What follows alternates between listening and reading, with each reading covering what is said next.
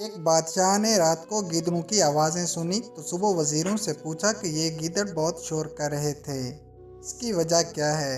उस वक्त के वजीर अक्लमंद होते थे। उन्होंने कहा, जनाब, खाने पीने की चीज़ों की कमी होगी, इसीलिए फरियाद कर रहे हैं। हाकिम वक्त ने आर्डर दिया कि इनका बंदोबस्त किया जाए। वजीर ने कुछ माल अपने घर भिजवा दिया और कुछ रिश्तेदारों और दोस्तों में तकसीम किया। अगली रात को फिर वही आवाज़ें आईं तो सुबह बादशाह ने वजीर से फरमाया, कल आपने सामान नहीं भिजवाया क्या?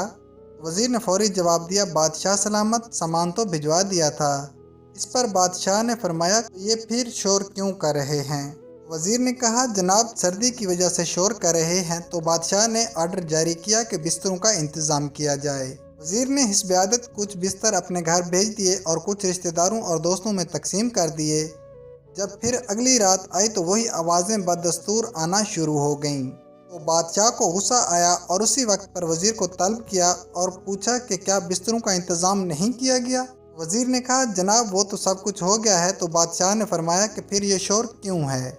वजीर ने बादशाह को मुतमिन तो करना ही था और ओके की रिपोर्ट भी देना थी, तो वो बाहर गया और पता करके आता हूँ का कहकर चला गया। वजीर जब वापस आया तो मुस्कुराहट लबों पर सजाए आदाब अर्ज किया और कहा कि बादशाह सलामत, ये शोर नहीं कर रहे बल्कि आपका शुक्रिया अदा कर रहे हैं और रोज़ाना करते रहेंगे। बादशाह सलामत ये सुनकर बहुत खुश हुआ और वज़ीर को भी इनाम से नवाजा।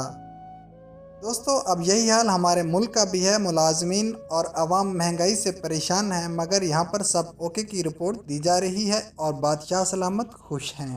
दोस्तों, कैसी लगी आपको हमारी आज की वीडियो? अपनी राय का इजहार कमेंट सेक्शन में ज़रूर कीजिए। शुक्रिया।